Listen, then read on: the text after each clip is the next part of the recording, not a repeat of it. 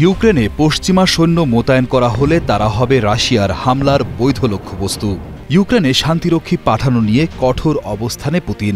৫ September শুক্রবার এক কঠোর হুঁশিয়ারি উচ্চারণ করে তিনি বলেছেন, ইউক্রেনে কোনো পশ্চিমা দেশের সৈন্য মোতায়েন করা হলে মস্কো তাদের উপর হামলা চালাবে এবং তাদেরকে বৈধ লক্ষ্যবস্তু হিসেবে গণ্য করবে।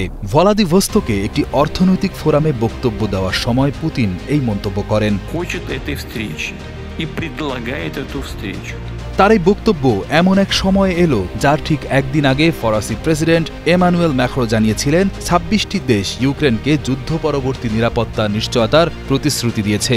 এই প্রতিশ্রুতির মধ্যে স্থল, সমুদ্র এবং আকাশ পথে একটি আন্তর্জাতিক বাহিনী মোতায়েনের বিষয়ও অন্তর্ভুক্ত রয়েছে। পুতিন মনে করিয়ে দেন, রাশিয়া ইউক্রেনের সাথে যুদ্ধ শুরু করার একটি বড় কারণই ছিল ন্যাটো। ন্যাটো হল আমেরিকা ও ইউরোপের কয়েকটি দেশের একটি শক্তিশালী সামরিক জোট।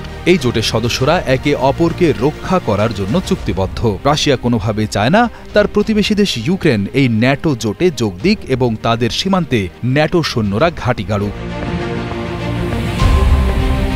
পুতিনের মতে ইউক্রেনে পশ্চিমা সৈন্য আসা মানে হল রাশিয়া যা আটকাতে চেয়েছিল ঠিক তাই ঘটতে দেওয়া। রাশিয়া দীর্ঘদিন ধরেই বলে আসছে, ইউক্রেনে তাদের সামরিক অভিযানের অন্যতম প্রধান কারণ হল কিয়েভকে পশ্চিমা সামরিক জোট ন্যাটোর সদস্য পদ দেওয়া থেকে বিরত রাখা এবং ইউক্রেনের মাটিতে ন্যাটো বাহিনীর উপস্থিতি ঠেকানো।